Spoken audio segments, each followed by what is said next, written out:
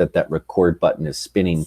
This stuff eats up a lot of bandwidth. So if you feel a little drag, if you feel like it's kind of slowing down in some parts, it's because this is really high demand on broadband internet right now. So we're getting maxed out on that too along the way. When we got started, I wanted to show you where the resources were first. Tech and Innovation is listed on the BHS the info page, and there's a link called Tech and Innovation teaching page. I'm seeing a lot of friendly icons that are viewing this document this week, which is awesome.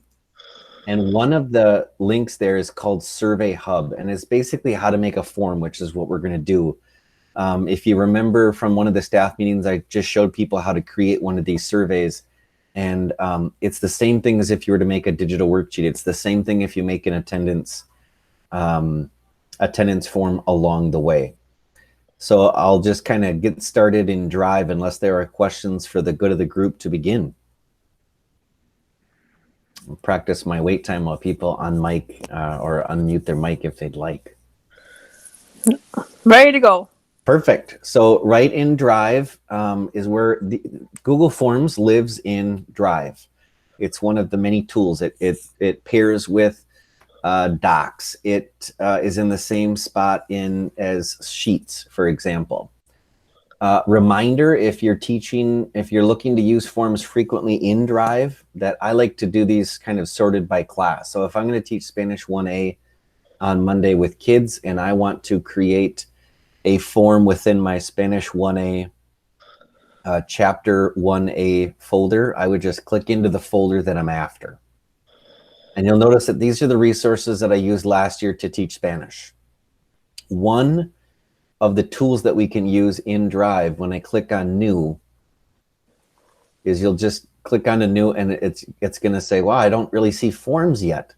But if you click into More, this is where you're going to see Forms. Forms is that purple icon, and we'll just click into that. Now, if you'll also remember, Ryan McSwain at that same staff meeting mentioned that there were some student survey pieces that were already as a template. If you want to search after this to find out, hey, what's available in the templates so that I don't have to reinvent the whole thing, you can find them there also. So I'm just going to click on Forms to get started. And I'm going to call this, we're just going to do like a quick attendance check. Now, in this first layout, you are able to view a couple of things. First, I would give it a name. So I'm going to call this attendance. And I would call this maybe attendance check, whatever you want to call it. And I would just keep that same title as it. You'll notice that when I flip from the file title to this title up here, that it just automatically filled it in. Students will fill out attendance check each time it's on classroom or weekly agenda, or whatever description you want to give it.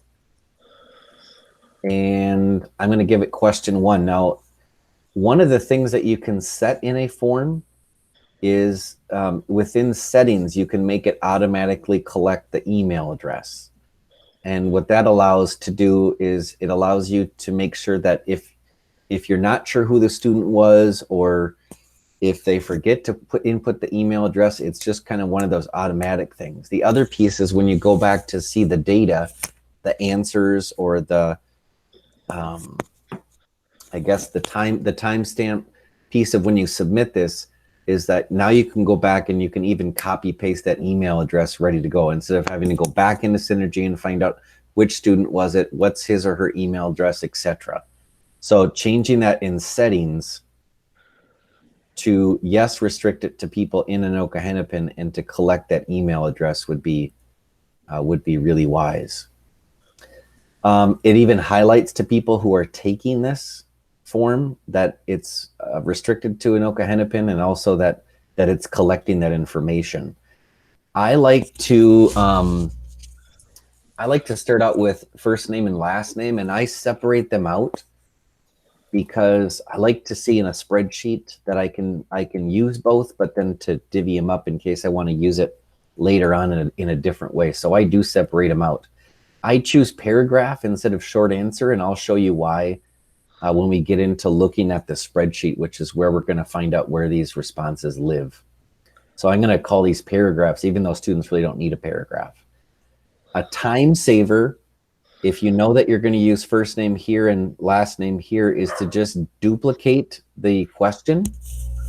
And this little duplicate button down here next to the trash can just allows you to make the same question, but I'm just going to switch first, of course, and make it into last. And now I'm going to keep that as a paragraph. And again, this is where students would put in their answer along the way. I can add more questions with the plus sign. I can import questions. This is a great time saver that Google added within the last 6 months. Of if you already used a question and you don't want to enter like the 17 choices of the pull down and re-enter those every time, I can just click into import and I can go search for forms that I've already used. So, oh, I've already done, I want that question that I use with that student survey. And now you can go in and you can select that and then pull the question along the way. So I could add in that question along the way. Let's see if I can do that one more time.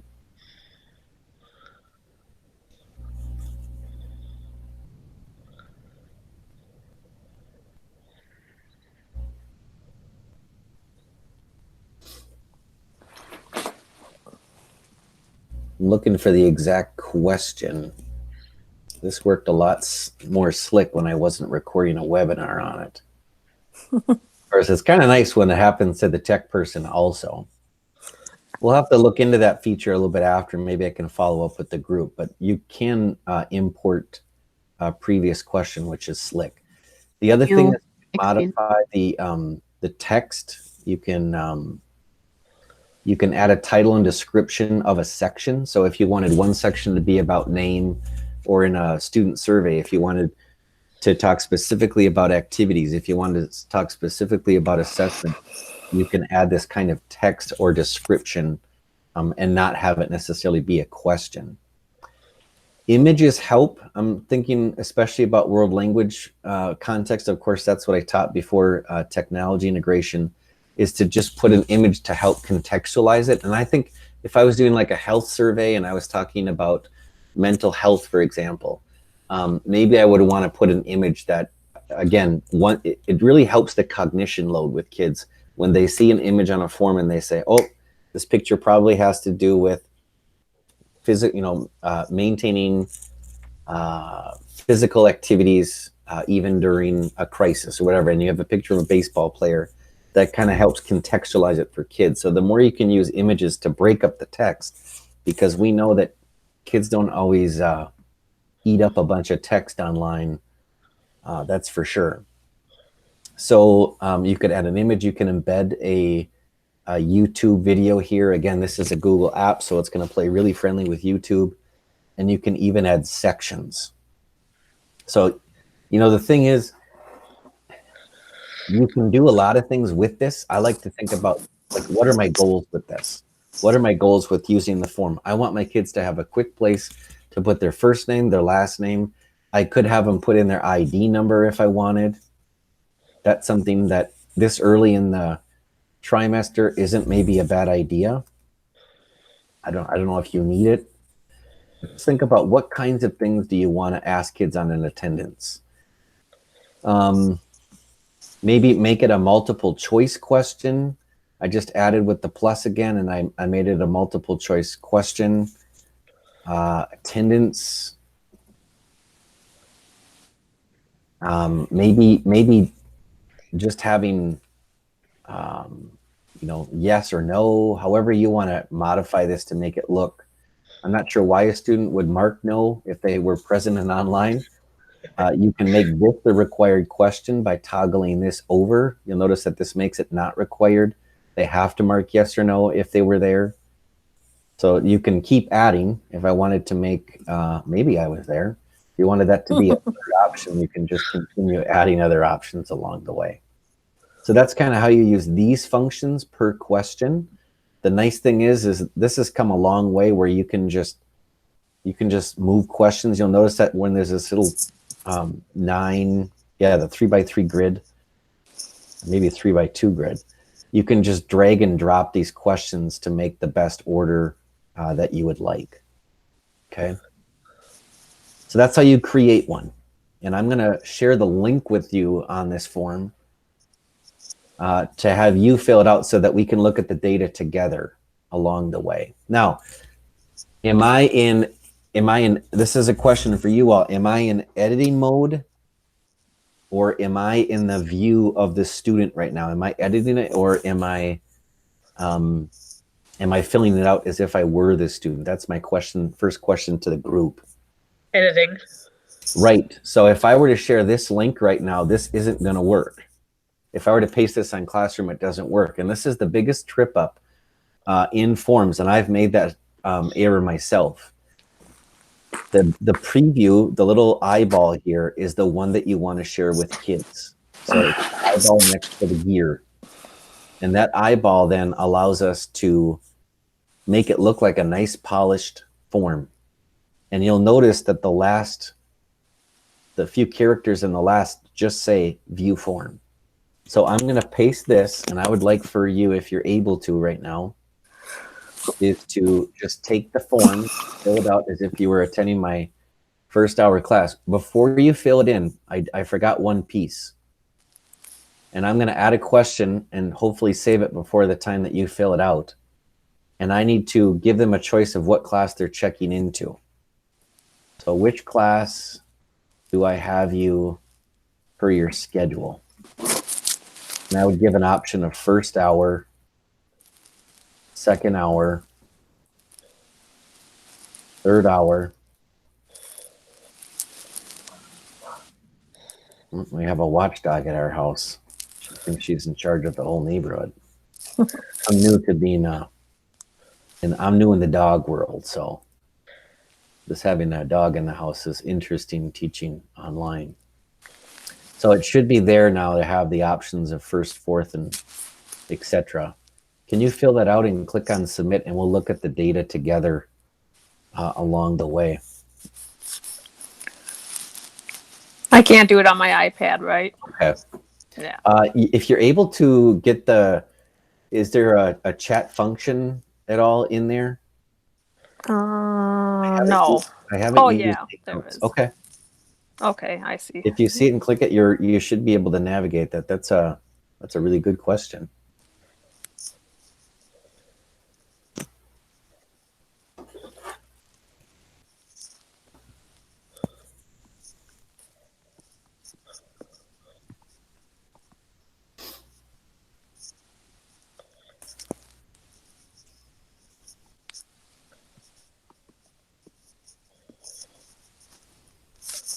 Okay. Give people about another 60 seconds before we kind of look at how these come in. Now, the other thing that's nice about this is that if you'll notice when I'm in that editing form, it tells you in real time it tells you how many have come in. Now, that's especially exciting if you have a live audience, whether it's face-to-face or online, and you were to flip to the responses, you would see those data come in real time in pie charts, for example, along the way. You won't. That's a really good question, Erica. The question is, do I need to make a new form? The answer is no. So what you could use is you could use the very same link each day and just share that the same way every time. It's in the chat feature, Kira. That's another good question. Where am I supposed to access it? It's right above in the link. I'll repaste it in case maybe I'm not sure when people enter. Do you see that link now, Kira? So you copied the link up in the browser and it Correct. went over to there? Yep. And just to be clear, I'm in that eyeball mode, that preview mode. I'm not in the editing mode. So when I'm seeing these tools, I don't want to share that with kids because it's going to ask them to log in. and it'll say, but I don't have rights to edit this because they're the student and not the teacher. But if I share this link that ends in view form, you'll notice the last two words on the link are view form, just like you have in front of you. Yep. And what I'll do also, folks, I'm going to add everybody on this chat as a collaborator on this example. If you'd like to use it and modify it, you can make a copy of it along the way. So it looks like I have 4 responses, and you'll notice that when I'm in editing mode, that now I have 2 tabs in the center, top center. One is called questions and the other is responses. So when I click on responses, now I see Erica's email's been added. She's written her first and last name. She has, everybody's marked that they're attending. Class schedule is obviously varied and their ID number is listed. Okay. So that's one way to see responses. I can also see these individually. So I could see Erica's first, and it's going to ask me to toggle over to the right. You'll notice that I have the option to go to right. This is kind of like how Google Classroom does assignments. I can just go to the next student. There's Judy, there's Bill, etc. Okay. Well, that would take a long time to go through and do attendance like that, right? Yeah. So the click spreadsheet here, the green icon that's right above accepting responses, which, by the way, reminds me, if you ever get a student that says, hey, your link that you shared, it says that it's not accepting responses, maybe just double click that button. I think sometimes people like to have the opportunity to kind of close a survey. I'm not sure why I would do that as a teacher, but maybe I would. If I click on spreadsheet, which is just to the left of those settings, is now this is going to open up into a Google Sheet. And it's going to ask you, do you want to create a new one? Yes, please. Okay. So now you'll notice that I have people's hours listed and I have people's first and last name. Now, why did I ask you to put first and last name? Well, I did because now what I can do is I can grab this column. I just selected D on top, and now I can just say, hey, I want to sort that from A to Z. Oh, yeah. And now what that does, now I can go back and check in Synergy. Hey, I've got Doug Garrick marked as present. He checked in at on 3/27 at 1:50 in the afternoon. So that's how I would do that. Now, some people say, Daryl, come on, really? I'm going to have 5 days by Friday where I'm going to have people's attendance. Yes, that's correct. But you'll notice that it's time stamped. So what I would do is if I had, let's say I had, these were my student check-ins for the day. I could grab these, I could copy them, Control-C on a Windows machine, add a new sheet, or you could just make a whole new Google Sheet. But on this one, you're going to notice that when I click this plus, there's a second sheet that comes in. And now I can just look at the data from the 27th of March.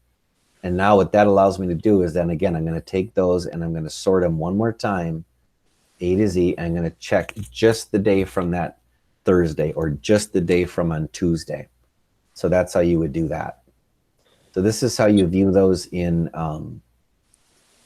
this is how you view them. Your data is in as a spreadsheet along the way. What questions come up first to do that? Well, I'm listening to questions. I'm going to add folks as collaborators also. Should we have a different spreadsheet for each week? Good question. So not necessarily. When you look at the responses, like when I look at the, by the way, when I'm in the student view form and I'm the creator of the document, it's going to give me this pencil function to edit it so that I can go back to the responses. That was a good question. Can you remind me who was asking the question? Oh, Kathy. Thank you, Kathy. It's just going to have a running list of attendance that is sorted by date to begin with. Okay. Would it be helpful, though, to have it by week so you could go back and look at it? So that's another good question. And that reminds me to teach people how easy it is to make a copy.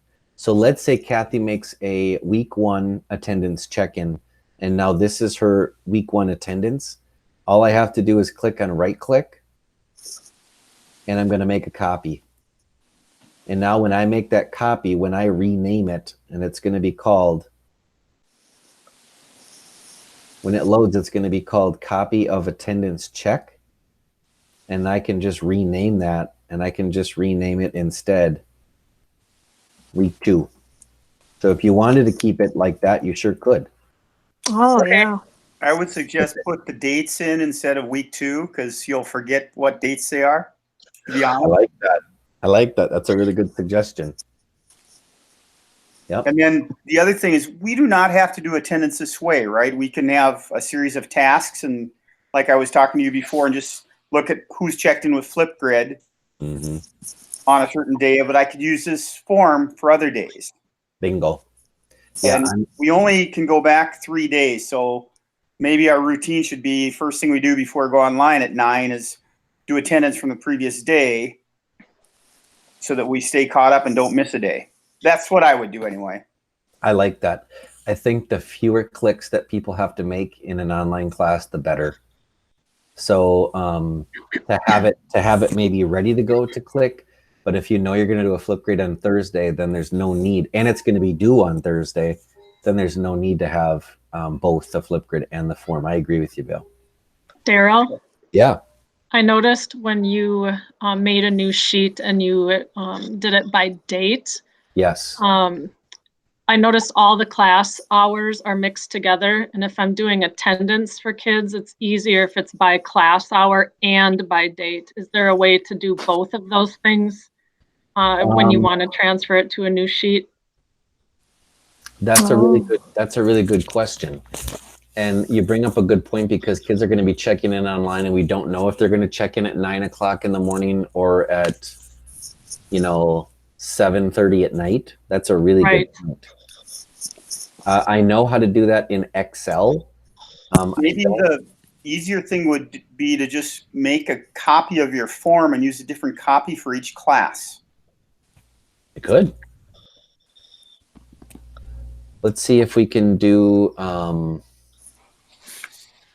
let's see. If I do sort,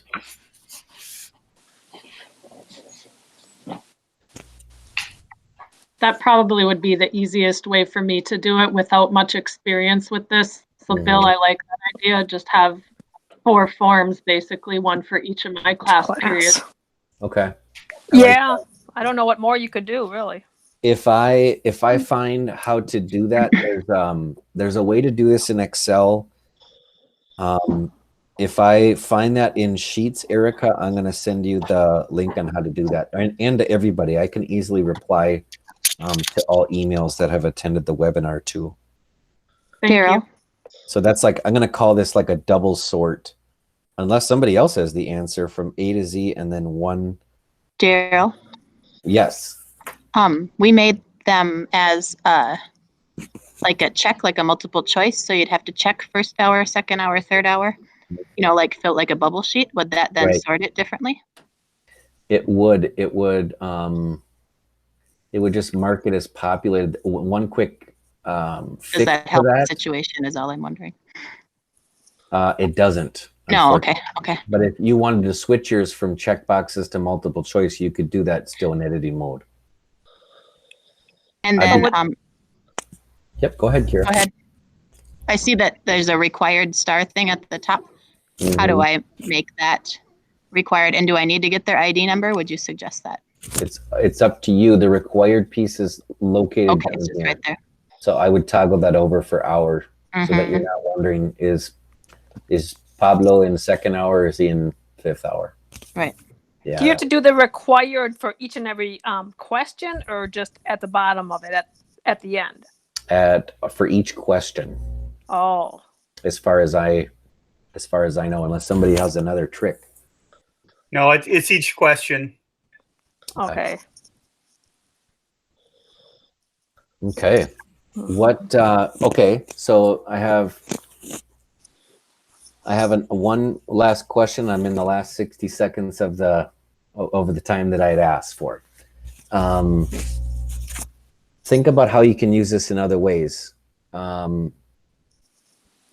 I guess How for about as a me, quiz? yes, Is there- definitely a quiz. There are some extra precautions that we're going to want to do for quiz that I'll share in a webinar in weeks 1 or 2 of this. I don't want to get too far ahead and kind of swamp people with that, but there is a way to do this. And there's that in the settings tab, Judy, as a heads up, it lives in this little gearbox called settings. Okay. And there's a way to call this quizzes, and you want to make it a quiz. Oh. And you can turn on locked mode on Chromebooks, which would be especially helpful. Oh, okay. But I think I'll look at that when it comes time closer to summatives later into week 1 or even into week 2. Okay, that makes sense. Other questions?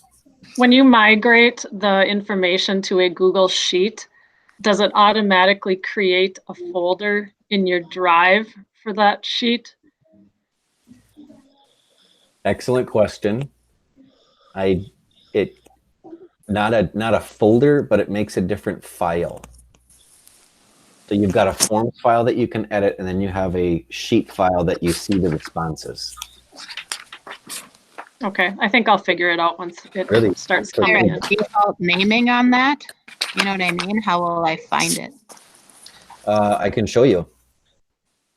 So I believe I called this attendance. Check or something. Yeah. 1A. I think I threw it in the 1A folder. Yes. It looks like I have attendance check, and I have a called attendance check responses. These are the results, and this is the questioning. Cool.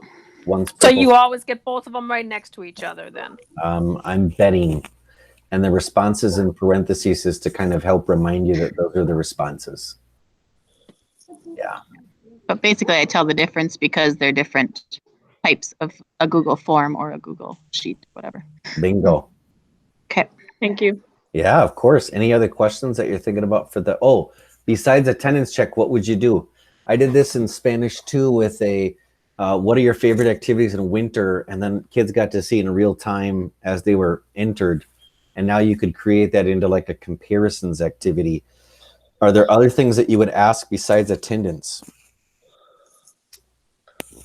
We did it as an exit slip. And so they're going to go to this when they're done with the day's activities right now, and then say if they're feeling good about it, okay, or like they need more help before they sign off. Awesome.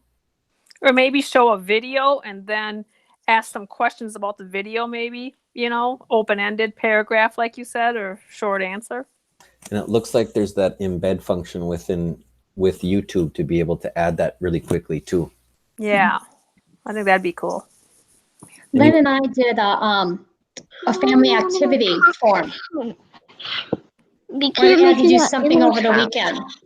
Can you say that one more time, Kathleen? I'm just having a tough time hearing you. Okay. Lenny and I, for our communication class, we did a family activity form. So we gave them, you have to do something with your family this weekend, and then they had to fill out questions about what it felt like. Was it weird? Something they never did before? I like that. Yeah. Cool. Is that why you want to click on the paragraph mode so that when you see answers, they're not in a really long line of a string on the sheet? Have you seen that before? Yeah. Yes. Yeah, and that's exactly why I chose it. Thanks for reminding me. If you choose short answer, it will do like if somebody picked hockey and a third person put hockey, it shows them like a running bar graph of responses across the way. And to me, it's just not very helpful.